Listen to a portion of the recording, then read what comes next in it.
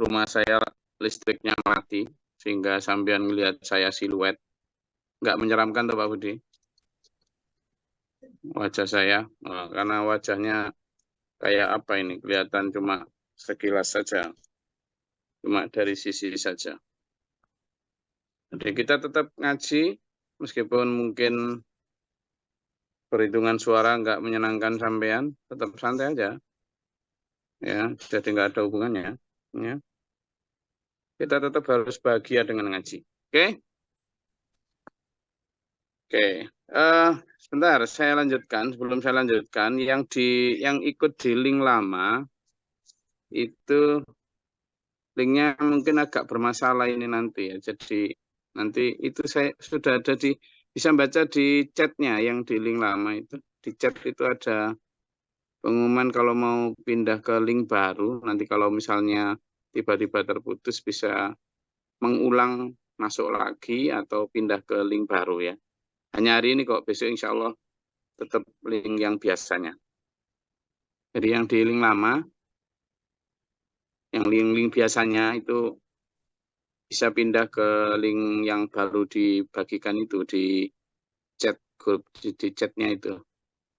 Tapi kalau nanti misalnya nggak pindah, tapi tiba-tiba mati, sama langsung bisa masuk lagi. Okay? Oke, jelas nggak? Jelas, nggak? Jadi tetap aja tunggu rekapitulasi itu. Namun santai aja lah, sudah diserahkan kepada Allah, nggak usah gini-gini. Ngaji ini pahalanya besar daripada ngitung suara. A'udzubillahi minasyaitonirrajim. Bismillahirrahmanirrahim. Satajiduna akharina yuriduna ayya'manukum wa ya'manu qaumahum. Jadi di ayat ini kamu kelak akan mendapati juga sebagian yang lain yang menginginkan dia bisa hidup bersamamu, tapi dia juga bisa hidup bersama kaum mereka ya. Jadi cuma mereka ini ya itu tadi masih apa ya, separuh-separuh, masih terbagi keyakinannya itu. Jadi makanya di sini kullama ruddu ilal fitnati urkisu fiha. Ketika mereka diajak kembali kepada apa? Kepada kemusyrikan ya mereka ngikut lagi gitu. Jadi meskipun mereka sudah berada di dalam perjanjian dengan kaum muslimin, tapi mereka ketika diajak untuk kembali kepada kemusyrikan, ya ayo ae gitu. Ini kan sudah tradisi nenek moyang, istilahnya begitulah. Ini kan tradisi yang sudah dirintis, dijalani oleh nenek moyang kami sejak lama. Sehingga mereka itu. Nah, makanya untuk menghadapi mereka, kata Allah, untuk menghadapi mereka nih, maka fa'illam ya'tazilukum wa yulqu ilaikumussalam wa yakufu aydiyahum, jika mereka kemudian dengan posisi yang abu-abu itu, lalu mereka tidak membiarkan kamu untuk hidup damai, mereka juga tidak menawarkan perdamaian, artinya mereka dalam posisi yang sewaktu-waktu juga bisa menyerang kamu, sewaktu-waktu juga bisa menjadi musuh, sewaktu-waktu juga bisa berkoalisi dengan pasukan yang lain, artinya wayakufu aidiyahum, mereka tidak menahan diri untuk tidak memerangi kamu, kata Allah. Artinya mereka ya tetap bebas untuk kemudian sewaktu-waktu bisa berkoalisi dengan musuh untuk menyerang kaum muslimin, gitu. Maka fakhuduhum waqtuluhum haitsu thaqiftumuhum, gitu.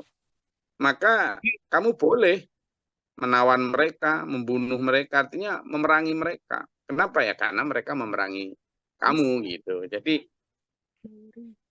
alasan untuk menggunakan cara kekerasan atau melawan balik perang itu cukup banyak. Artinya syarat untuk memakai strategi keras terhadap kafir harbi itu berlapis, tidak semudah itu kemudian ayo perang gitu, tidak semudah itu. Ini beberapa syaratnya.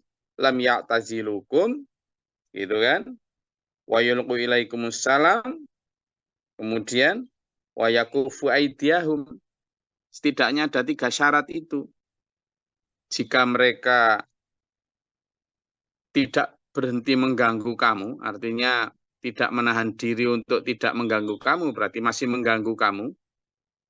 Jika mereka juga tidak mencoba menawarkan perdamaian, jika mereka juga tidak menahan tangannya atau kekuatannya untuk tidak berkoalisi dengan musuh, artinya tetap sangat mungkin berkoalisi dengan musuh, atau malah sudah ada tanda-tanda berkoalisi dengan musuh, maka itu baru boleh bagi kamu kaum muslimin untuk memerangi mereka. Fakhuduhum waqtuluhum haitsu tsaqiftumuhum.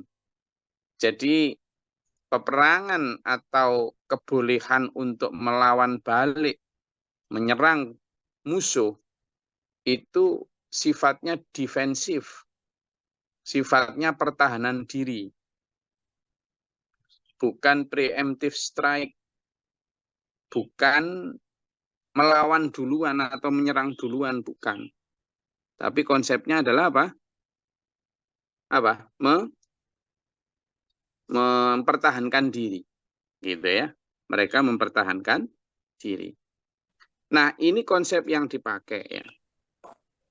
Sekali lagi saya umumkan, dulur-dulur yang di link biasanya, nanti kalau ternyata mati tiba-tiba, teman langsung masuk lagi atau pindah ke link yang itu tadi yang ada di grup itu,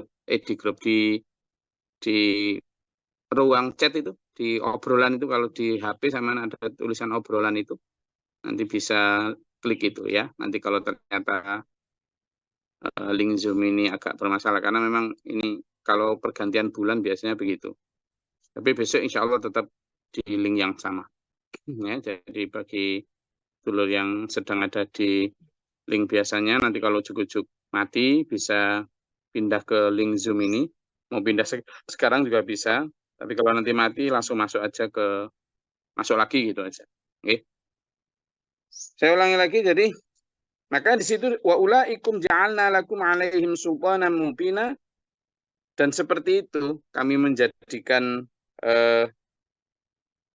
mereka lah orang yang kami berikan kepadamu alasan yang nyata untuk memerangi, menawan, dan membunuh mereka. Jadi betapa Islam sangat menjaga perdamaian. Nah, itu tadi contohnya, betapa untuk memerangi saja diperlukan 3 alasan tadi. Kalau mereka pertama tidak berhenti mengganggu kamu, pertama ya, tidak membiarkan sampean untuk hidup damai, artinya ya mengganggu. Yang kedua, kalau mereka tidak menawarkan perdamaian, artinya nggak mau membuat perjanjian dengan sampean. Yang ketiga, kalau ternyata mereka juga ada indikasi untuk berkoalisi dengan musuh untuk melawan sampean, maka 3 hal itu menjadi alasan untuk sampean boleh mempertahankan diri. Loh, begitulah. Jadi wa ulaikum ja'alna lakum 'alaihim sultanan mubina. Itu baru sampean kemudian boleh untuk melawan, boleh untuk memerangi mereka. Nah, jadi ini menjadi konsep Islam yang membantah klaim orang orientalis barat yang menyatakan bahwa Islam itu ditegakkan dengan pedang. Islam itu agama kekerasan, salah besar. Negeri dimanapun, tidak usah negeri yang berdasarkan agama. Konsep ideologis manapun, negeri manapun, kalau diserang ya mempertahankan diri. Dan itu konsep perang Islam. Jadi ketika Madinah diserang, ketika misalnya negeri-negeri Muslim sekarang ini diserang, lalu mereka mempertahankan diri, ya bukan kekerasan lah, mempertahankan diri karena dikerasi itu ya, nggak usah bicara agama pun, konsep kemanusiaan ya tetap manusiawi, normalnya ya melawan balik, ya toh, fight back gitu loh. Nah, ini beberapa konsep yang kemarin kita jelaskan juga bahwa berdakwah atau mempertahankan agama itu ya macam-macam caranya. Ada yang dengan cara halus, lemah lembut, pelan-pelan, tahap demi tahap gitu ya. Tapi ada juga yang harus dengan cara tegas, keras, saat itu juga spontan gitu loh. Ya itu tadi, pemilihan kapan dan bagaimana situasi dan kondisi membutuhkan cara yang seperti apa, itu juga sangat dinamis dalam Islam. Tidak boleh kemudian kita itu harus lemah lembut. Lemah lembut kepada penjajah ya keliru, no? Ya keliru besar. Pada saat apa orang Belanda sudah ke sini nembaki masyarakat kita, rakyat kita, negeri Indonesia, terus kemudian kita harus lemah lembut sama mereka, kita ini harus toleransi, mati kabeh. Dan mungkin seperti itu juga konsep yang dipakai oleh para pengkhianat bangsa pada saat perjuangan memerdekakan negeri ini, kan gitu. Dulu kan memang ya keraton-keraton di Nusantara ini, di antara mereka masih ada yang jadi kesatria-kesatria pembela negeri, tapi di antara mereka juga ada yang menjadi apa? Pengkhianat, misalnya di kesultanan dulu, di kerajaan-kerajaan itu selalu terbagi seperti itu. Nah, yang semacam ini yang kemudian menjadi semacam alasan bahwa dalam memerangi kaum penjajah sekalipun tetap saja ada yang berkonsep keliru gitu. Bagi di Pangeran Diponegoro ya tidak ada, Belanda sudah berkali-kali mengingkari janji kok. Ya lawan. Kalau mereka membunuh bangsa ini ya bunuh balik gitu kan. Demikian pula pahlawan-pahlawan yang kita kenal misalnya di Aceh, ya. Ketika mereka datang sebagai pedagang baik-baik ya diterima baik-baik. Kan gitu konsepnya. Ketika mereka datang berdagang dengan baik-baik, Indonesia jauh lebih ramah. Makanya ayat yang kemarin sebelumnya itu kan, ketika mereka itu wa idza huyyitum bidahiyatin fahayyu bi ahsani minha aw rudduha, kata Allah. Kalau mereka datang kepadamu dengan penghormatan, dengan cara yang baik kepadamu, malah kata Allah, maka fahayyu bi ahsana minha, maka balaslah dengan kebaikan yang lebih baik. Loh, itu sudah diterapkan orang Indonesia jauh dulu kepada mereka yang datang waktu itu. VOC datang dengan apa? Konsep berdagang, diterima dengan baik gitu loh. Tapi begitu mereka sudah mulai memaksakan kehendak, lalu membawa pasukan sendiri untuk menindas bangsa Indonesia, ya kemudian timbullah perlawanan. Perlawanan inilah yang saya maksud tadi dengan konsep defensif yang oleh Nabi Muhammad SAW di waktu mempertahankan Madinah diberitahu Allah, jika mereka tidak membiarkan hidup aman bersamamu, jika mereka tidak menawarkan perjanjian damai denganmu, jika mereka tidak menahan tangan mereka untuk memerangimu, maka baru kamu boleh menawan mereka, memerangi atau membunuh mereka dimanapun kamu temui mereka. Kenapa? Mereka sudah bukan lagi orang yang bisa diajak hidup damai, tapi justru hendak menyerang dan menjajah, gitu kan. Waulaikum ja'alna lakum alaihim sultanan mubina. Orang-orang seperti itu yang kami beri alasan, kami beri hak kamu untuk mempertahankan diri menyerang mereka. Nah, dari sini kita belajar dulu bahwa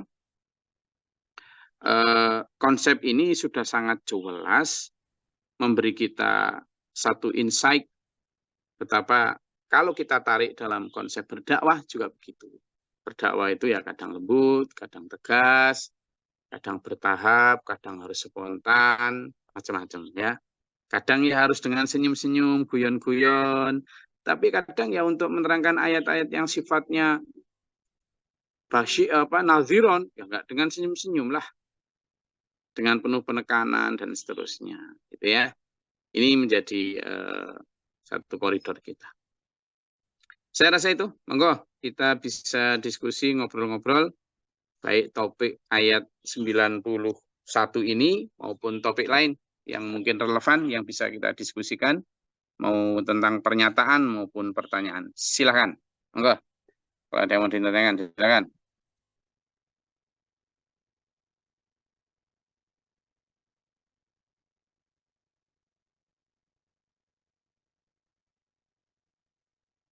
Silakan.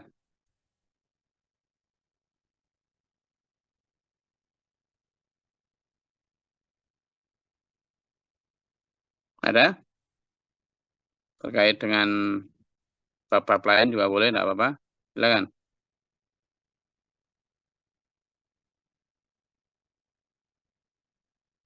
Masih ada cukup banyak waktu, 12 menit lebih. Silakan.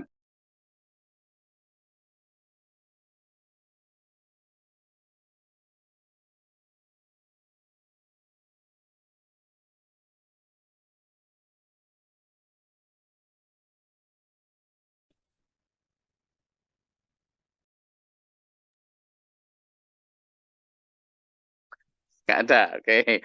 Ini kayaknya karena masih delek-delek, karena tintanya yang di jari kelingking itu belum hilang. Jadi kemarin cara ngilanginnya gimana ini? Karena harus hilang loh ya itu, karena enggak tembus itu kalau dipakai wudhu itu. Langsung hilang, Gus. Gampang. Pakai apa? Cuci mawon langsung bisa. Oh, berarti bisa berkali-kali lah.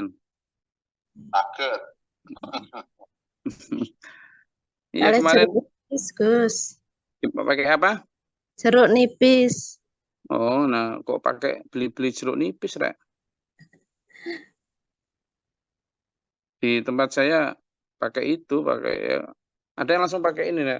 Saya kemarin kaget juga. Kenapa? Karena anak saya Gus Dharma itu belum punya KTP, juga belum pernah daftar KTP. Kok sudah dipanggil kemarin di TPS itu? Berarti banyak suara yang begitu itu. Kaget saya kemarin juga. Loh, nggak daftar, nggak dapat apa kok dapat panggilan. Oke, ada lagi? Ada yang mau menyampaikan satu? Silakan. Iya, Pak Bakrul. Oh, enggak tadi Gus. Gus Dharma katanya dapat KTP itu kemarin itu dibahas karena ternyata data itu bukan tanggal lahir tapi umur. Jadi umur 16 lewat udah dianggap 17. Oh. Itu aja Gus. Oh iya. Kalau sudah dianggap gitu ya nggak tahu. Data berdasarkan anggapan berarti. Oh gitu ya. Oke. Kemarin saya pagi-pagi sekali udah ini. Oke, silakan. Ada yang mau menyampaikan sesuatu? Siapa? Bu Tanti? Monggo. Kumpul Gus, ada Simbo, ada Bule. Oh ya, alhamdulillah. Simbo. Alhamdulillah. Siap, oke, siap.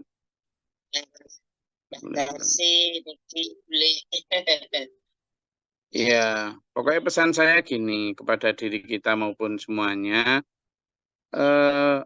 apapun yang Allah sudah atur, itu jangan sampai membuat kita kecewa ya. Memang di awal kecewa, tapi jangan sampai. Karena memang setan kadang bermain di situ ya. Bermain di ketika kita berdoa untuk sesuatu gitu, lalu belum terkabul atau ikhtiar kita belum menemui hasil gitu ya. Terus kadang kita itu, kemarin sudah berdoa lama, gini sudah ikhtiar kok gini. Kadang itu setan kemudian masuk di sana, lalu membuat kita kemudian malas berdoa atau malas berikhtiar tentang hal tersebut. Enggak ya, kita tetap berdoa, cinta kita kepada Allah enggak boleh tergerus oleh hal-hal yang sifatnya duniawi. Saya juga misalnya dalam hal ini tuh kadang masih sering digoda setan begitu. Makanya Allah pernah berfirman, wala tayasu fi rauhillah atau wala tayasu min rahmatillah. Janganlah kamu berputus asa terhadap rahmat Allah. Jangan. Terhadap karunia Allah. Jangan. Kalau sekarang misalnya ada 1-2 hal yang tidak sesuai, ya bisa jadi memang Allah sedang melindungi kita dari apa yang kita inginkan. Gitu. Segitu aja, wes. Yang pertama. Yang kedua gini. Life must go on. Hidup harus tetap berjalan. Dan jangan sampai hidup kita itu berjalannya kemudian terhalangi oleh rasa kecewa yang berlebihan. Yang kemudian malah membuat kita terjerumus ke dalam satu konsep ratapan. Misalnya ya, kita kehilangan anak karena meninggal, atau kehilangan suami, atau kehilangan istri. Itu kan ikhtiar kita kan, waktu dia sakit kita obatkan. Waktu dia bagaimana kita pokoknya menjaga agar tetap hidup, tetap aman, tapi Allah kadang berkehendak lain gitu. Nah, kehendak Allah yang lain dari keinginan kita ini loh yang harus kita jaga, jangan sampai kita kemudian sedih yang berlebihan. Sedih sekilas boleh ya, wajar manusiawi. Nangis karena kehilangan ya wajar. Demikian pula, tapi jangan sampai kemudian meratap. Ini yang dilakukan oleh kaum jahili zaman dulu.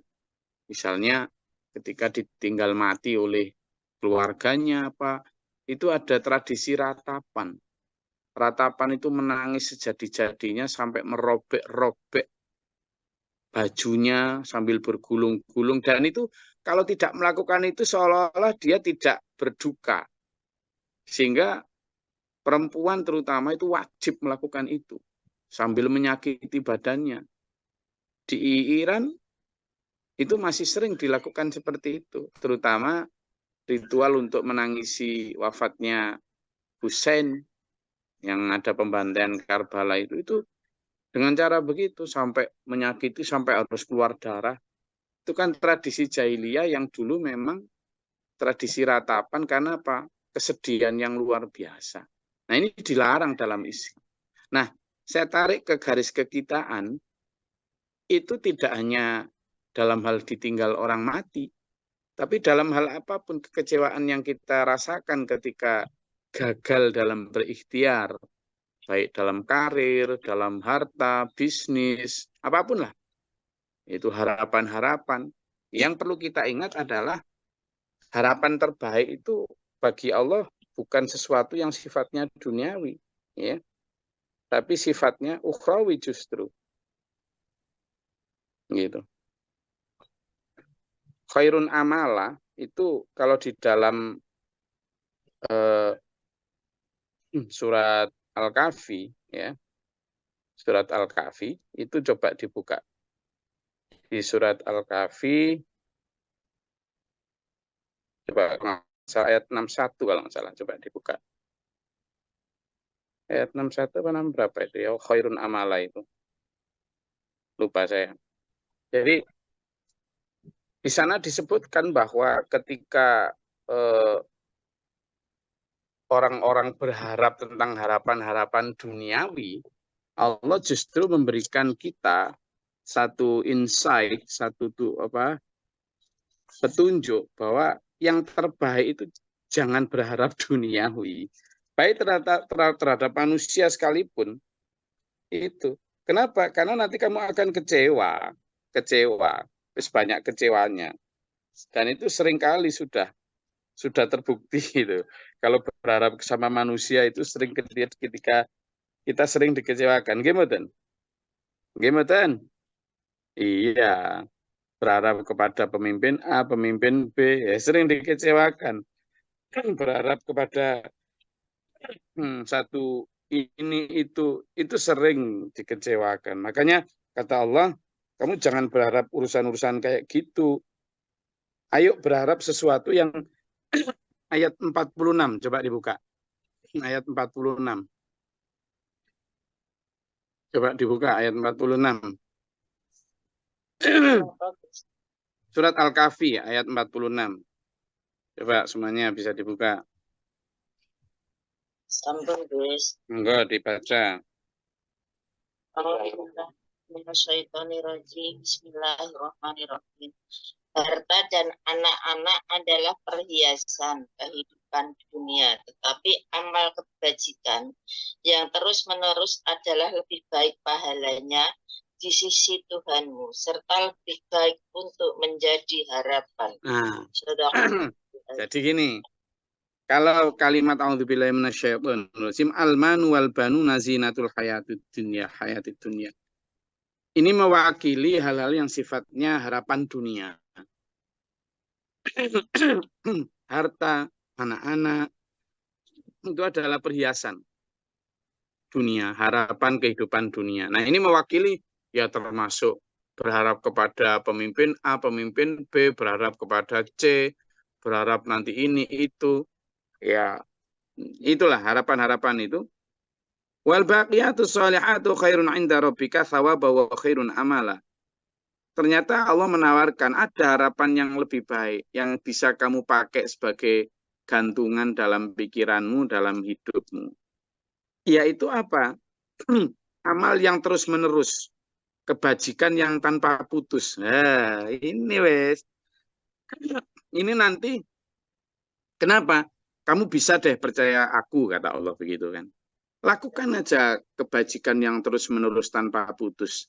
Itu loh nanti harapannya itu kepada zat yang tidak akan mengingkari janji. Nah, kamu pasti akan dibalas itu. Wes, inda robbika, di sisi Tuhanmu. Nah itu loh sebaik-baik harapan. Jadi kalau kita berharap nanti laba, kita nanti berharap, boleh. Tapi jangan terlalu berharap lah. Boleh juga misalnya, aku tak bisnis ini, nanti biar aku laba banyak. Boleh, memang namanya usaha ya toh. Tapi jangan terlalu berharap supaya nanti kalau gagal tidak terlalu kecewa. Kita tetap harus punya strategi bisnis yang bagus ini. Harus.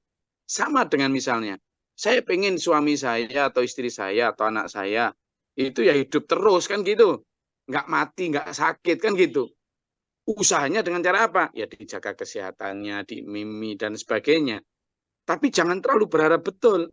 Kenapa? Ya karena Allah yang memberi sakit, Allah yang memberi hidup dan mati. Sehingga pas sewaktu-waktu diberi sakit, ya nggak banyak mengeluh. Sewaktu-waktu diwafatkan Allah, keluarga kita ya kemudian tidak terlalu meratap tadi. Demikian pula harta. Kalau kemudian ternyata diberi gagal usaha kita, ya kita tetap kemudian bangkit lagi. Supaya apa? Tidak meratap berlebihan yang kemudian membuat orang putus asa. Nah, satu-satunya harapan yang sampean harus berharap dengan amat sangat, dengan dipertahankan betul usahanya, adalah harapan ini. Wal baqiyatus sholihat. Apa itu? Yani amal yang dilakukan terus-menerus. Kebajikan, kebaikan yang terus-menerus. Wes, jangan pernah bosan. Kenapa? Karena itu ada khairun 'inda rabbika, itu lebih baik di sisi Tuhanmu. Kenapa? Karena pasti ada dibalas. Allah la tukhliful mi'ad, dan itu adalah thawaban yang terbaik, pahala yang terbaik, dan yang pertama adalah wa khairun amala. Itu adalah the best hope. Itu adalah harapan terbaik. Kenapa? Karena nggak mungkin sampean dibohongi. Pasti dibalas.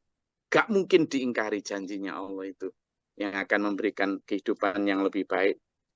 Makanya kan di ayat yang sebelumnya, yang ayat 28 itu kan kalimatnya jelas. Kajian malam pagi ini saya akhiri dengan itu ya. A'udzubillahi minasyaitonirrajim. Wasbir nafsaka ma'al ladzina yad'una rabbahum bil ghadati wal 'ashyi. Tetap surat Al-Kahfi. Yuriduna wajhahu wa la ta'tu 'ainaka 'anhum. Turidu zinatal hayatid dunya wa la tudhi'ak man aghfalna qalbahu 'an dzikrina wattaba'a hawahu wa kana amruhu furuta. Dan kamu, wahai jamaah kajian tafsir semuanya, ya, jamaah kajian tafsir semuanya, kamu bersabarlah. Bersabarlah dirimu, terutama ini waktu itu disampaikan kepada Nabi Muhammad SAW. Bersabarlah engkau Muhammad, bersama orang-orang yang senantiasa menyeru, berdoa, mengikuti taat kepada Tuhannya, baik pagi maupun senja hari, dengan mengharap keridhaan Allah. Orang yang benar-benar tulus mencintai Allah.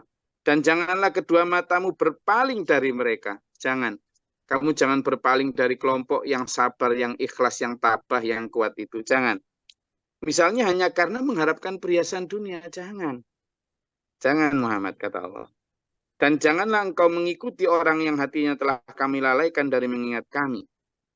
Kamu jangan sampai kemudian berpaling hanya karena mengikuti orang-orang yang sudah mengikuti duniawi itu, serta menuruti keinginannya, dan keadaannya sudah melampaui batas.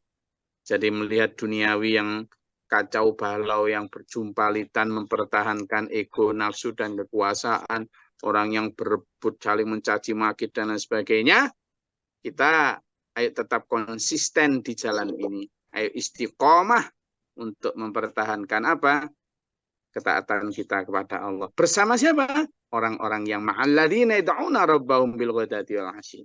Bersama dengan orang-orang yang sabar, orang-orang yang ngaji tiap pagi, ya, orang-orang yang bangun tiap malam, orang-orang yang tetap tahajud, orang-orang yang berzikir di setiap saat berdiri, duduk, berbaring, saat apapun, dimanapun, kapanpun, orang yang tetap rajin bersedekah, dan seterusnya. Ya, alhamdulillah, saya rasa itu dulur semua, dan saya ingin menyampaikan salam surgawi dari Allah, toh.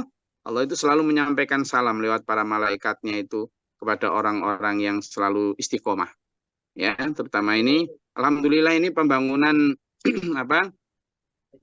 Madrasah untuk gedung pesantren kita sudah hampir 85%. Ini kita kebut insya Allah sebelum Ramadan sudah bisa ditempati untuk kegiatan-kegiatan pesantren. Dan tentu Allah menyampaikan salam, surgawi menyampaikan salam kepada dulur-dulur yang sudah urun sesedikit apapun, ya, insya Allah itu akan menjadi catatan di surga. Jadi dulur-dulur jangan putus asa, ya. Jadi benar-benar itu menjadi apa ya? Menjadi tabungan kita. Jadi salam untuk dari Allah, assalamualaikum bima sabartum, ya. Jadi ya, yang sudah ikut urun harta, tenaga, waktu, pikiran, insya Allah meskipun sedikit, banyak, semua itu akan menjadi jariah yang subur di akhirat.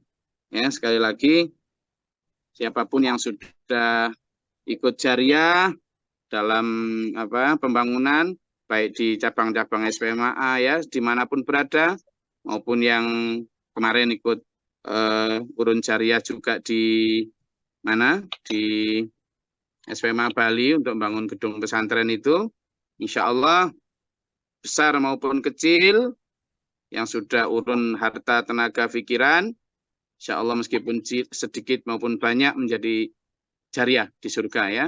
Kita mendapat salam dari Allah melalui ayat-ayatnya, dan insya Allah sekali lagi, innallaha la tukhliful mi'ad, ya, yang sudah ikut dimanapun, ya, baik di cabang-cabang untuk pembangunan asrama, masjid, sekolahan, yang sudah ikut, ya, kegiatan urun bondo, tenaga, pikiran, insya Allah meskipun kecil banyak, insya Allah akan selalu semuanya menjadi jariah yang subur di akhirat. Suatu saat akan kita panen di akhirat. Semoga Allah memberikan kita kesehatan jasmani rohani, berikan kita ketabahan, kesabaran dalam jalan ini di Prawas Mema ini. Kita diberikan rezeki yang halalan thayyibah, dilindungi dari serangan dajjal, selamatkan dunia akhirat kita di dunia wal akhirah. Husnul Fatimah, amin. Allahumma shalli wa sallim barik ala sayyidina Muhammad. Allahumma fir lil mu'minin wal mu'minat wal muslimin muslimat al ahya'i wal amwat. Allahumma hdina fi man hadait wa afina fi man afait wa lana fi man tawalait wa barik lana fi ma atait wa qina syarra ma qadait fa innaka taqdi wa la yuqda alaik. Astaghfiruka wa atubu ilaika. Wassallallahu Allahumma da'fa'na al-bala' wal waba' wa qadal hasdin min al-jinn wa syaitan syam kafara fa najina wa lina askabina min al-qawmi dhalimin. Rabbana wa la taj'alna fil qawmi dhalimin. Allahumma rfa' darajatana fid dunya. Rabbana amanna faktubna ma'a syahidin. Rabbana la tuzigh qulubana ba'da idh hadaytana wa hab lana min ladunka rahmah innaka tawwab.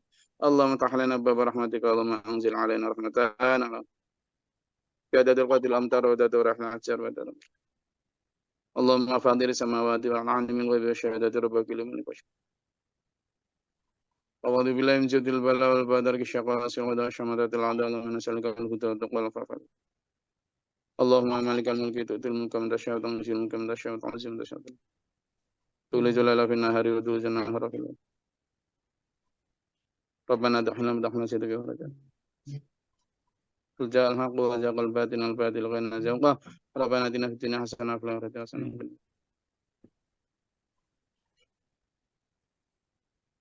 Wa na'udzu bika rabbil izzati amma yasifun. Assalamualaikum warahmatullahi wabarakatuh. Waalaikumsalam warahmatullahi wabarakatuh. Thank you, Gus. Allahumma rahamna bil Qur'an